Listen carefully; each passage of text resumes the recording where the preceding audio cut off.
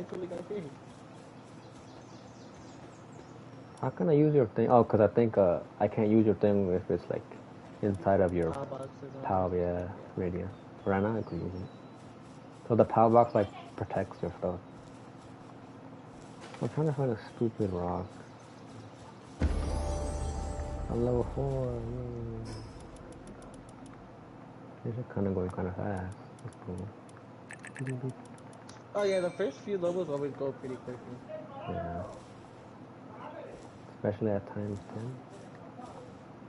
Oh yeah, especially on time 10. And you were just on times 1 and you got to level 11, you said? Fast? Yeah, in one day. And that's by getting 12 of those 2 creatures? I got 12 of Chicky, Chickpig, Cativa, and Lambo. Oh, that's 3. Not bad. In this one, you probably won't even be able to max out a fucking creature. You'll just level up already. Still can't find the stone. Can I hit stone with my hand? No, my PalWorld died, you know. That's it. Okay. That shit die. And, no, we just haven't even been on it, so I guess pretty much dead. You know what we never fucking did that we should have done? What? Fucking battled with our old Pokemon. Oh, it would have been nice. They're kind of gone now. Yeah, I invited you, but you never came. What do you mean? To Arizona? Yeah, to the battle arena. Oh, I didn't even know how to accept it. No, like you have to go there. Oh. Too far. I'm busy. Now that world died.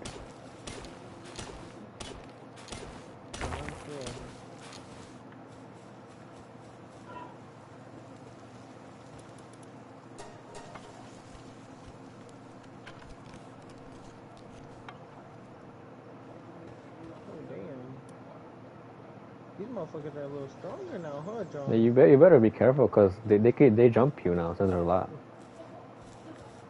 Nah, they're stronger now. What the fuck? That motherfucker two-tapped me. You died? Yeah. You died? Who killed you? That cat? Punched me and did fucking 200 damage. 200 damage? Nah, he punched me once and I went from 500 to 168. It isn't hard, remember? Put on hard. Oh, you put it on hard? Yeah, remember we did. I mean, I later switched to hard in the other world. Now it's just I didn't know hard. you put it on hard different. I mean, I don't mind it, but I just was like, what the fuck?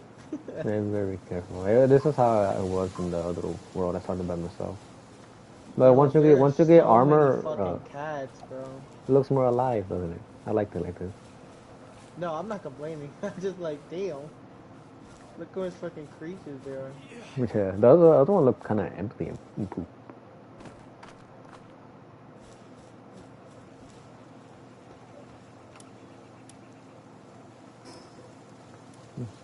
To unlock shit. I'm about to put my power box at your crib, John. Just so then you can.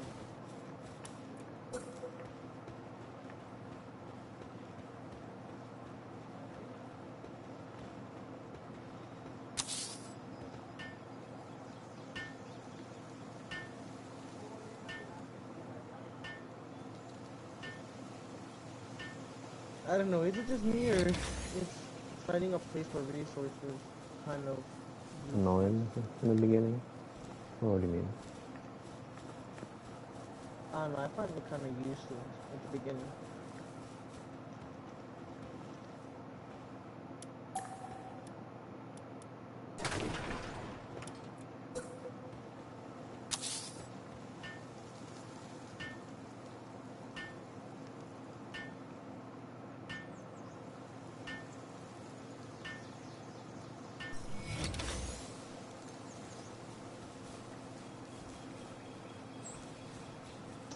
Yeah, catching them birds are gonna be a lot harder now, John, because I literally see 3 flying straight towards me. 3? Hey, you see there's fucking three boss mammoths over there? Oh my fucking god. I got kicked again. Is it crashing because of this, you think? I don't know what. Mine hasn't crashed. The last time I was playing, it never crashed. But it's also you're the server owner, so. Yeah, it could be stronger. Yeah, what type of PC you got? A Predator. It's a laptop, right? Isn't it? Yeah. Yeah, me too. I got a laptop. Well, them shits are not that bad. They're still strong. You said yours could have a Call of Duty? It's strong. Yeah. Easily too. Yeah. They probably handle Arc or any other fucking game. I tried Ark. It didn't really work out that well. It did it. What? Well, no, it did. I just couldn't connect my controller, so I was like, fuck that. I mean, just play with the keyboard. Too hard. Fuck that. So you I don't can't use the even join the keyboard server no on. more, Joe. Let me leave, man. 4HARL2. Yeah. 4HARL2. Yeah. Let me leave, man. What if it is that? Are you lagging though when you play? No, not really. I just hit the mammoths though. I literally saw them spawn in and I got kicked. I guess maybe the game couldn't handle that for now. 3 mammoths is fucking stupid, though. I'm not gonna lie. Gigantic 3 3 members. fucking mammoths, they're gonna fucking destroy my shit every time. Yeah, I saw them. I was like, well, I need to get a good fire type. Okay, what is it? Yeah, the first place I'm going is fucking back to my base. Where you were? Like Yeah, everything? where I was Yeah. last. Because it was empty. You don't... Hmm.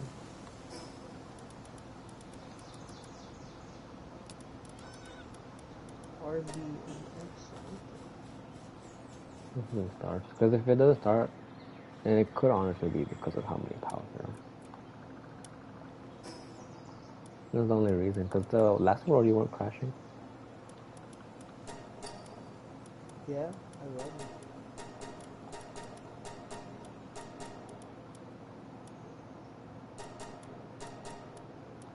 I mean, I'm not crashing, but nothing spawned in yet, so...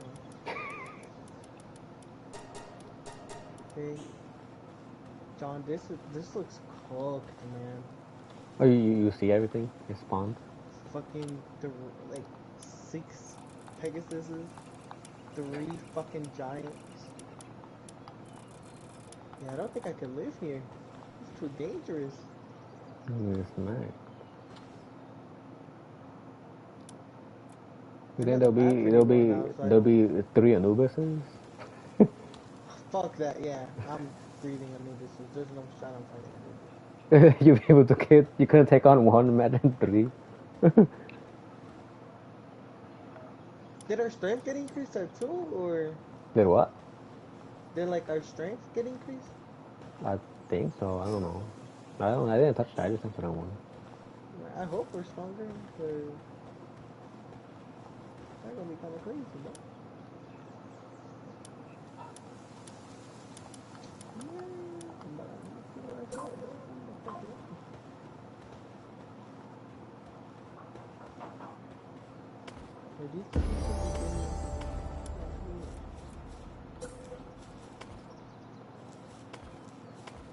I hadn't even fucking collected anything. I'm just fucking running away. I just have to go back and collect all the shit in the node.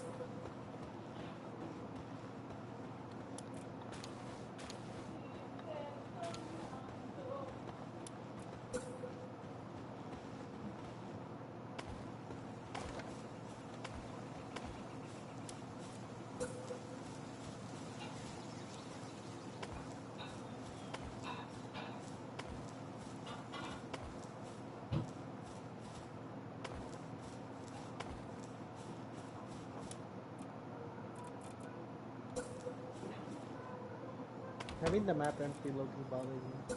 It does, right? That shit was like, I wish it could, like, you could do something. Like, would you go to credit mode like an arc? Just complete it. Yeah. So that's what you will do, right? An arc? Yeah. Because, like, I don't know, yeah. Does Like I said, Ascended do that? Does Ascended you crash? yeah, connect your Yeah, timeline. I think it has to be that because you weren't crashing that much in the.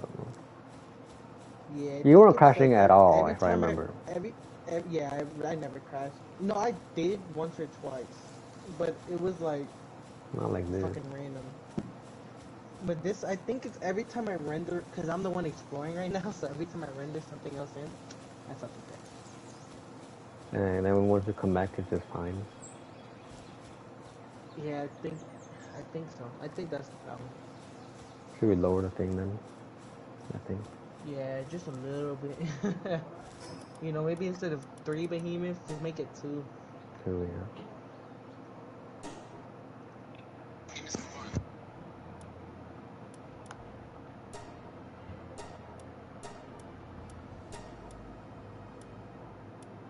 Because it literally says right here, PAL appearance rate.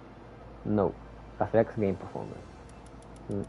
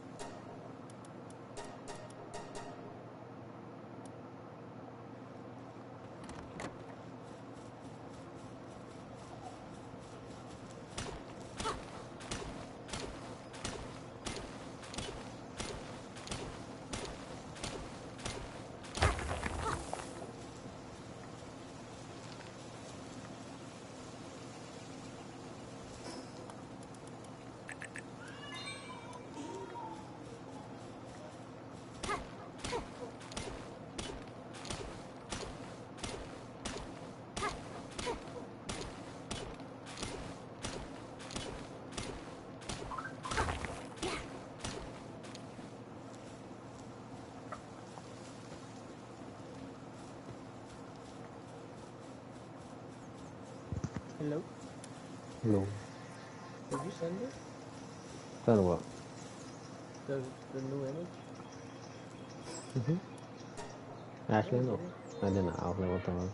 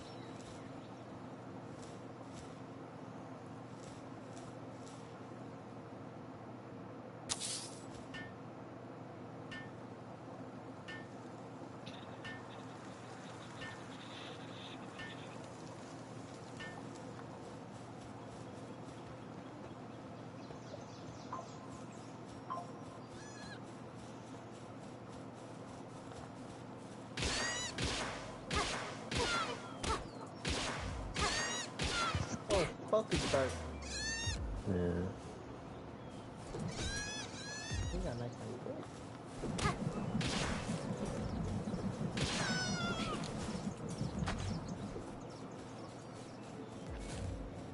I was gonna say go to sleep. Thinking I have bed. Yeah, I don't even have a base place down here. You're probably level like 20 already.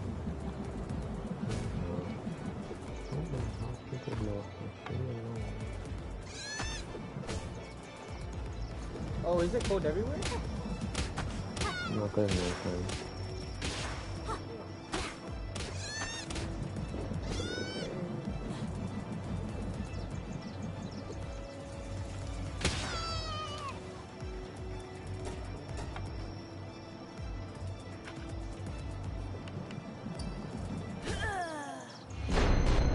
Right. You died too? You were jumped by a whole bunch of lambs. Yeah, they're not that easy, huh? Have you even tamed anything yet? No, I tried taming them, but they all like got mad and started jumping me. Yeah, me too, bro. At least it's less now, but still. I It's not. think they're just stronger. Like, it doesn't even, like, yes, there's a lot, but they're just overall stronger.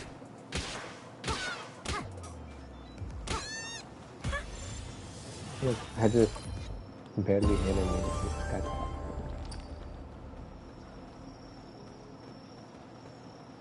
Oh my god, it's cold. Need a bed. Move your ass. Yeah, here's it. Oh, okay.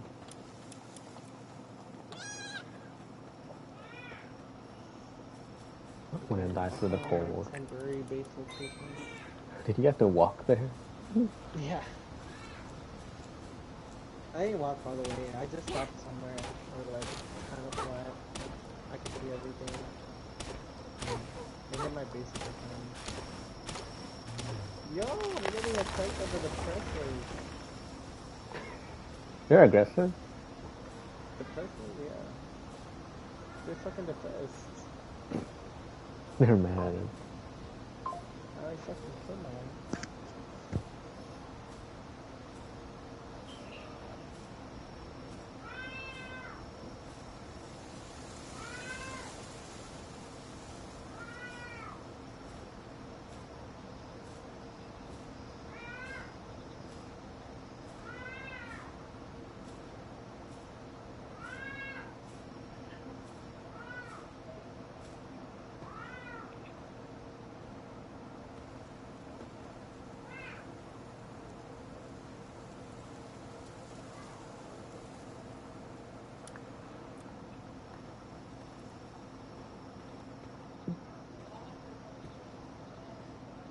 The depressors one-shot you, man. You're not fighting them, are you? No, I don't think they spawn here. Yeah. Damn, I might have to go back. Oh, I got kicked out again. What the fuck? Fuck this game, man.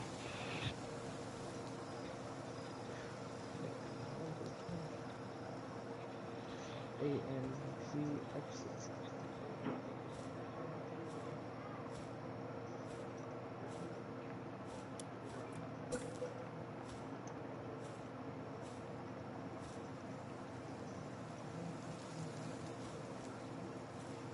Yeah, it's not letting me rejoin the server.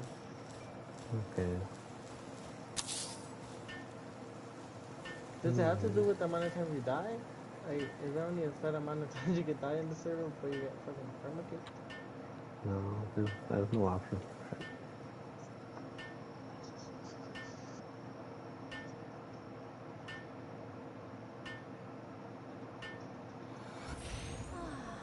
Might have wrote it wrong, though.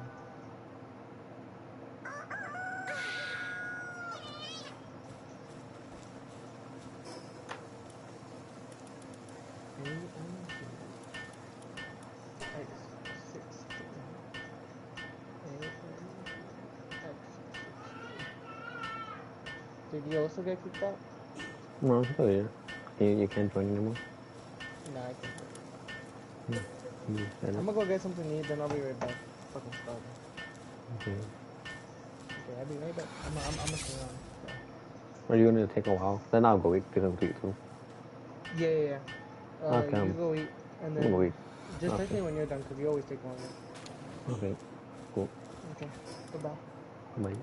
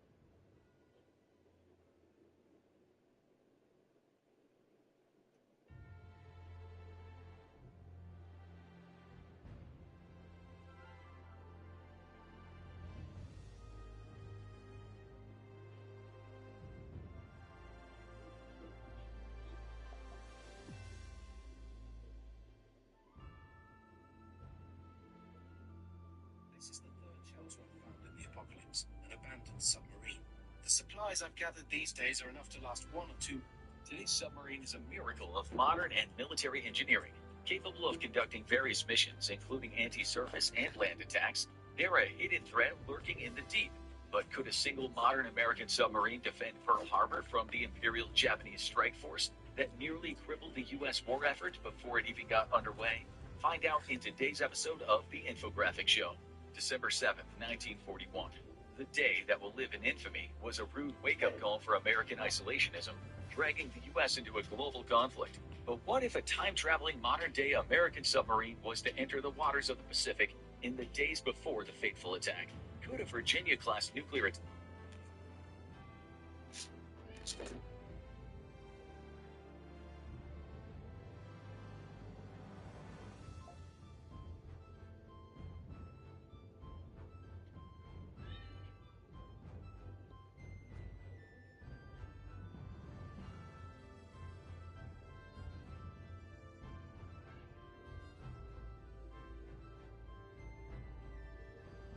submarine have changed the course of the war? Let's start by taking a look at the Japanese attack force. At the time, the First Air Fleet, known as the Striking Force, consisted of over 420 combat aircraft, the largest naval air force ever assembled, and making it the most powerful fleet in human history. In comparison to conventional forces, such a display of naval might wouldn't be mirrored until Desert Storm.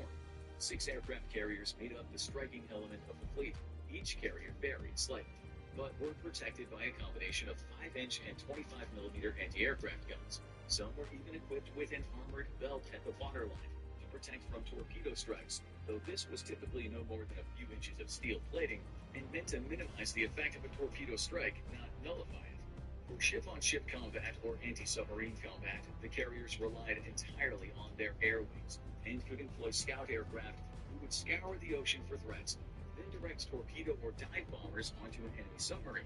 Given that submarines at the time spent more of their time above water than below it, it would take a degree of luck to get the upper hand on a Japanese carrier.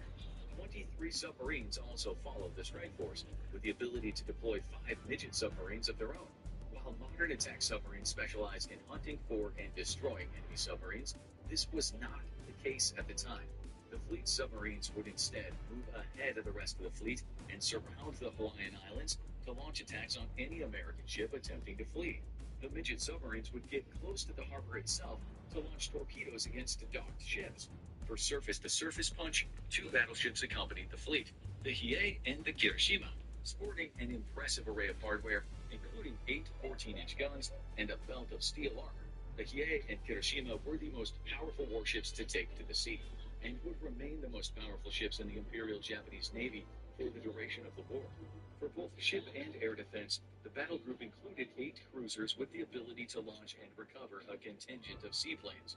The heavy cruisers had enough firepower to deal with most surface threats as well, including 8 20-centimeter guns and 12 24-inch torpedo tubes that could lay out a spread of torpedoes against enemy ships.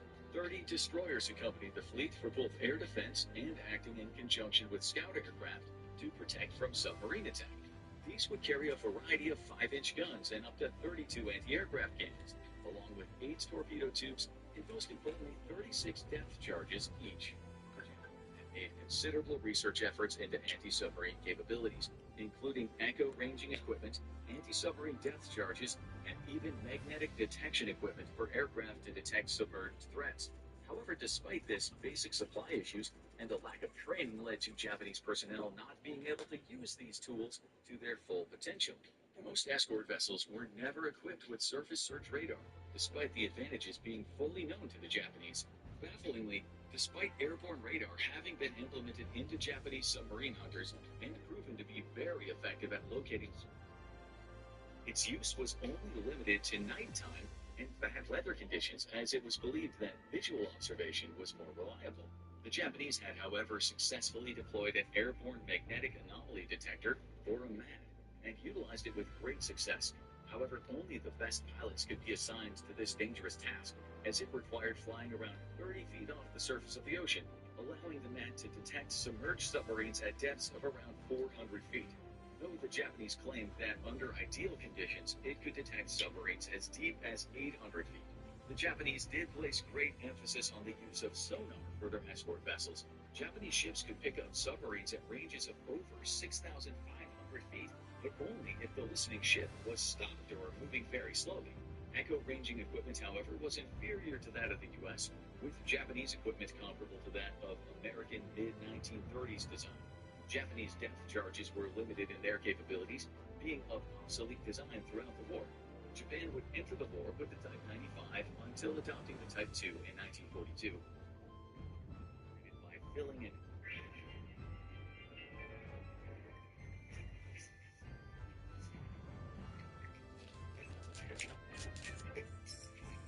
inner cylinder with seawater, with the rate of flow into the cylinder affected by the size of the opening.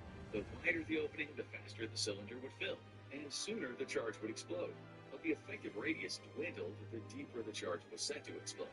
With no way of determining the depth of a submerged American submarine, Japanese procedure was to cast out a wide area of depth charges set to varying depths. American captains reported that only in a few instances did Japanese depth charges explode deeper than 400 feet, affording American subs safety at depth. Japanese sailors would also routinely set their depth charges to below far too shallow, significantly underestimating the depths at which American subs would travel. They also failed to remain persistent in their search and destroy efforts, often leaving a contact area with very little proof of a successful kill, allowing many American submarines to survive what might have otherwise been fatal contacts. Facing off against the entire Imperial Japanese Navy First Air Fleet is a single modern Virginia submarine. The Virginia class is the next generation American attack submarine. Given its need to deploy forces far from home, the U.S. wants more often to utilize nuclear power instead of conventional power for its next generation submarine. This is a tricky concept to make work, simply due to the fact that a nuclear reactor can't be turned off, and it requires constant pumping of water to keep cool. This introduces a great deal of moving parts, which can generate a lot of noise, resulting in the U.S. investing billions to make nuclear power stealthy enough for 21st century warfare.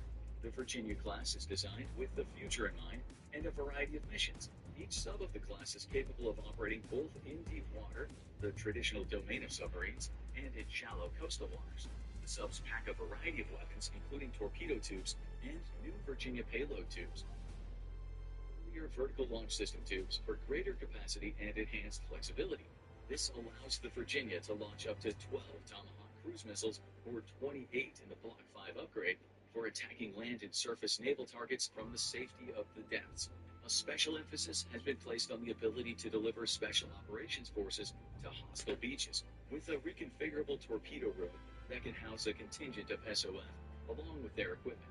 The submarine also has the ability to carry off-board payloads, such as electronic countermeasures, and a 100-foot body extension allows newer Virginias to carry additional mission modules, making them the second largest submarines the U.S. has ever built, behind the Ohio class.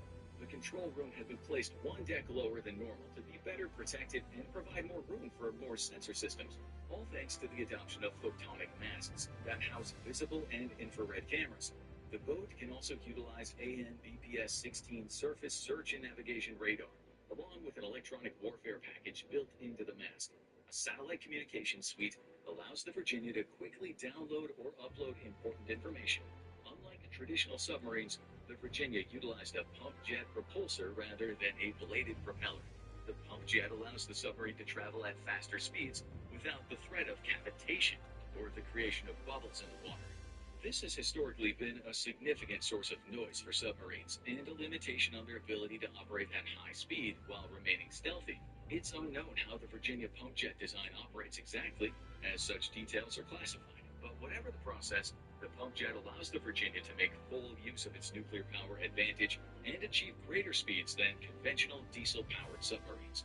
The entire class is built with an open architecture design and intended for easy replacement and upgrades of individual components as technology advances. The sonar system includes an open system architecture, which enables new hardware upgrades every 4 years, with software upgrades every 2 years. For actual sensors, the Virginia utilizes a BQQ-10 bow-mounted spherical active and passive sonar array, as well as a wide aperture passive array on the flanks and high-frequency active arrays on the keel and fin.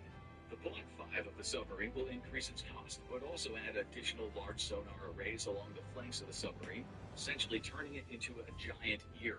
However, active sonar is a good way to draw unwanted attention, so the boat can utilize a towed array far enough behind it to keep the sub safe from enemy torpedoes. The Virginia class also features an electromagnetic signature reduction system, which can improve its stealth from magnetic anomaly detectors. It also has the capability of launching a variety of unmanned drones from its torpedo tubes, which can be used in anti-mine warfare or for general surveillance. The boat can also disperse swarms of sensors to conduct electronic surveillance and spy on enemy communications. For weapons, the Block 5 can carry 65 torpedoes and tomahawk or harpoon. We're gonna start. Everybody loves opening packs. Here we go. Oh, there we go. Missiles in total. The Mark 48 torpedo was originally designed in 1968, but it's since received numerous upgrades to keep the weapon relevant. The latest generation torpedo includes a 2D phased array sonar that allows the submarine to paint an acoustic picture of its environment without having to physically turn its nose. The Mark 48 has been the subject of improvements known as the Stealth Torpedo Enhancement Program. In development since 2003, the aim of the program is to increase the stealthiness of American torpedoes, including signature reduction and alternative fuel sources such as electric fuel cells. The torpedo also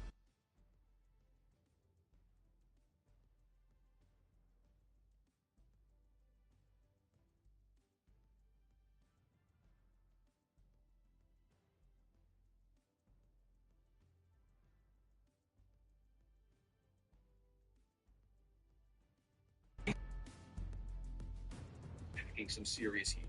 First, forget about the Japanese having any chance of detecting her. Operating well below its publicly acknowledged test depth of 800 feet, the Virginia would be invisible to anti-submarine patrol aircraft.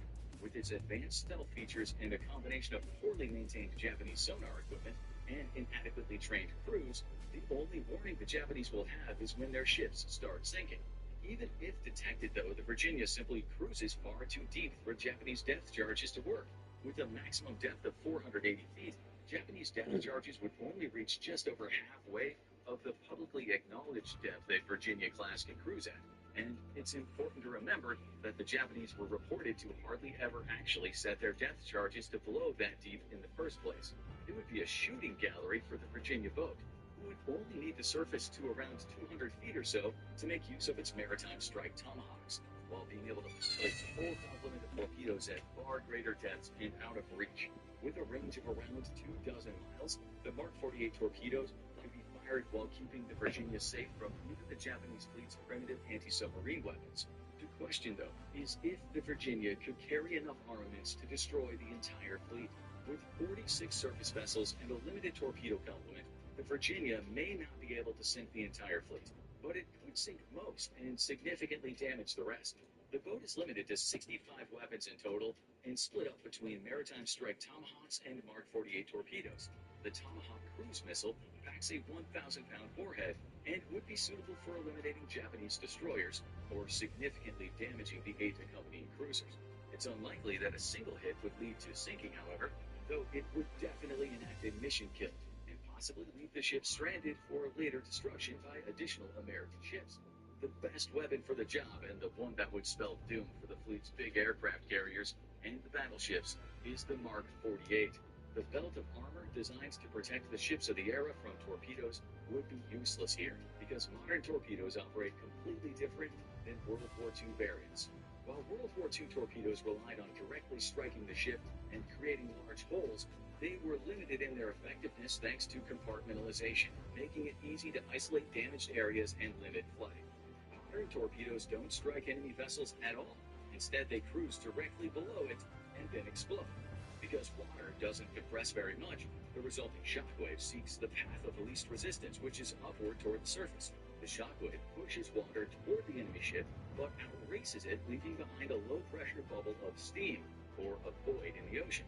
This bubble strikes the ship just milliseconds after the shockwave, with the shockwave pushing the ship upward and flexing the keel to damage it. Then, the weakened keel of the ship collapses downwards into the void bubble directly below it, causing it to sag in the middle and potentially breaking the back of the ship. The surrounding water races to the center of the bubble as it collapses, creating a stream of high-pressure water that is shoved upward and blasts into the ship from below, striking at the broken or significantly weakened keel for a final death blow. The defending Virginia would by itself absolutely decimate the attacking Japanese fleet, to the point of almost completely destroying its entire surface complement. While the Virginia is built to take out enemy subs, these would likely be ignored in preference over the more important surface warships, and the accompanying oilers, whom without the Japanese subs would be forced to surface and either hope for rescue that would not be coming given the incredible distance, or attempt to contact an American MAPA fleet for rescue. Now go check out World War Zero, the Russo-Japanese War Explained, or click.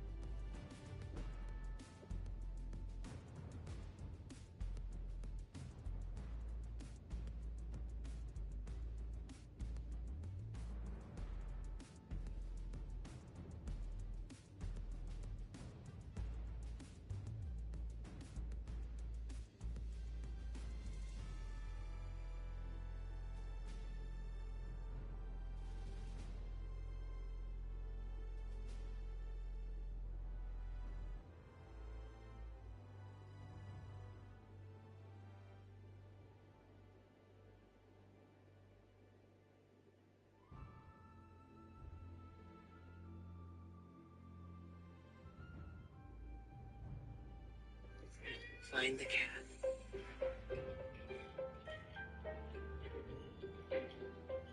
July 4th, 1776 is the greatest day in world history. Not only is it the day America was born, it's the day freedom was invented. But that precious freedom was hard won and nearly lost in a bitter revolutionary war that would change the course of world history. What if, to ensure victory, though, the United States sent a squad of its most elite soldiers back in time to serve under George Washington himself? How would a single squad of naval SEALs have changed the course of American and global history? The roots of the Revolutionary War are, as most conflicts, steeped in money issues. At the end of the French and Indian War, the British kicked the French and their croissants out of American territories, known as New France, quickly populating them with English-speaking settlers to secure its hold. Britain was set to rule the New World. But there were a few problems. Most importantly was the fact that securing all that new territory was going to be pretty expensive, and this came at a time when Britain was pretty strapped for cash, despite its status as a global superpower. The biggest problem was that settlers wanted to expand to fertile lands west of the Mississippi River, which now served as a dividing line between British and Spanish possessions in America. This would not only put Britain into conflict with Spain, but the settlers themselves would need to be protected from the Native American tribes who had unknowingly, illegally inhabited European claimed territory for thousands of years. Establishing an exhaustive system of outposts and garrisons to secure the frontier cost more money than Britain was willing to spend on the colonies, and thus it enforced a royal proclamation that refocused all expansion into Nova Scotia and south into Florida, territories already firmly in British control. There was just one problem. Nova Scotia is cold as hell, and Florida is, well, it's Florida, so naturally settlers didn't want to move to either region. Instead, they wanted the fertile valleys and the plains west of the Mississippi. Encroachment proved impossible to prevent, forcing Britain to create garrisons along the frontier, which it funded directly by taxing the colonies themselves. The colonies chafed at the idea that they should have to pay taxes for something they fundamentally disagreed with, and after the heavy taxation to support the 7 Years' War against France, they expected fewer taxes, not more. To make up for the heavy cost of the 7 Years' War, the British expected the colonies to fund their own defense, and to add a little on top for good old King George by enforcing custom duties in American ports. The Sugar Act, Molasses Act, and Stamp Act all proved wildly unpopular with the colonists, culminating in the Boston Tea Party, where $1.7 million worth of tea was dumped into the Boston Harbor. Ultimately, this open revolt would lead to a series of events culminating in the Declaration of Independence, when the colonies told the world they had a right to self-rule and to measure things with anything but the metric system. After inventing freedom and then telling King George where to stick his precious meters, the newly born American nation prepared for a war that had actually already been raging for about a year. The odds were firmly stacked against the new colonies, and King George was determined to turn all Americans into limp-wristed tea drinkers. Not only were the rebels facing 48,000 troops from the best military in the world at the time, but they also had to contend with an additional 25,000 loyalists who aided liberty. King George also brought in nearly 30,000 German mercenaries, and perhaps unsurprisingly, as many as 13,000.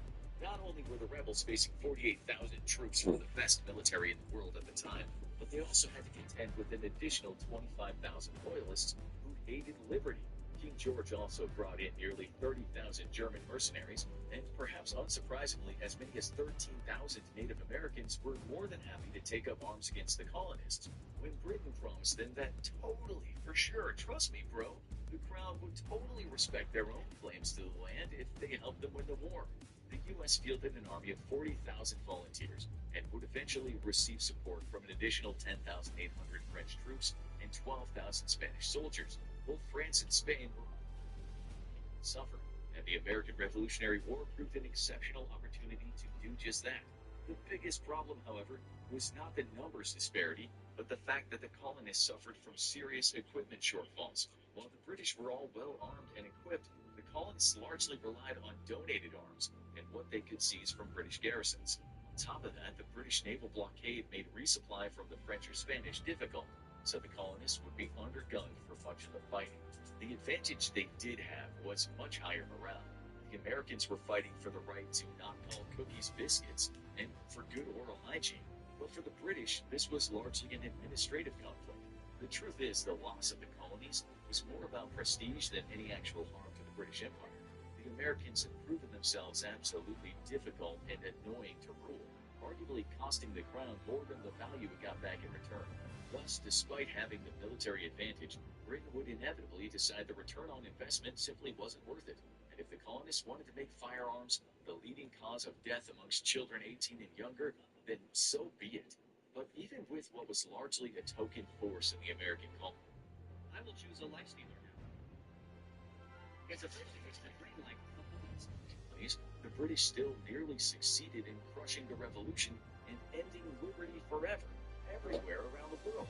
What impact, then, would the current and sole global superpower have on its own revolutionary war if it could send a single squad of most elite soldiers back in time?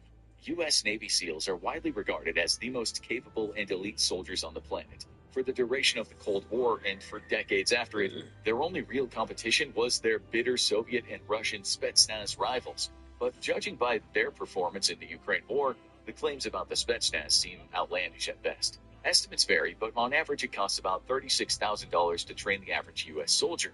A Navy SEAL, however, costs as much as $2 million to take from trainee to outlandish at best. But judging by their performance in the Ukraine war, the claims about the Spetsnaz seem outlandish at best. Estimates vary, but on average it costs about $36,000 to train the average U.S. soldier. A Navy SEAL, however, costs as much as $2 million to take from trainee to operator, and then an additional $1 million a year for upkeep for the duration of their service. This makes the SEALs perhaps the single most expensive soldiers on the earth. And to be fair, you're getting quite a bit of bang for your buck. SEALs have a staggering dropout rate between 70 and 85%, and serious injuries, even death, are not unheard of during training. Even after initial training, however, many would-be SEALs either drop out or are forced out by injuries or other factors before they get to their first operational units. And no SEAL can earn a trident and their place on a team without the approval of the rest of said team. The SEALs are so elite that even the CIA's Special Activities Center recruits almost exclusively from their ranks. When the U.S. needs the impossible done, it calls on the SEALs, taking their name from their ability to be delivered by sea, air, or land. SEALs specialize in infiltrating deep into enemy territory to carry out extremely sensitive missions against high-value targets. Their missions can range from capturing high-value enemy VIPs or rescuing friendly ones to sabotage and even the clearing or demolition of man-made or natural obstacles before an amphibious landing. Sometimes, though, the SEAL's strength is their ability to remain undetected, providing critical intelligence deep behind front lines, or reconnaissance that opens up pathways for other special operators to infiltrate the target area.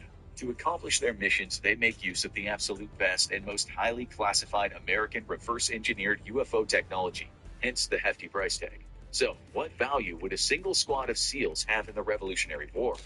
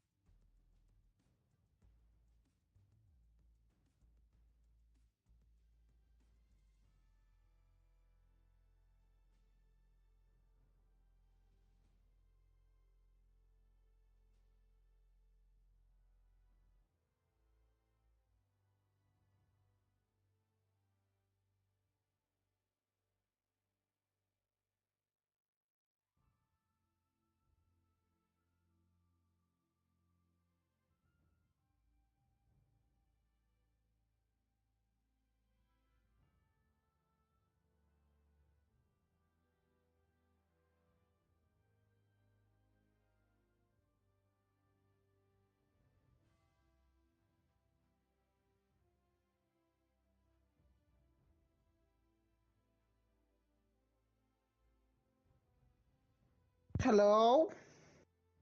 Hello? Hello? Hello? Okay, then. Goodbye. Wait. They don't love you like I love you.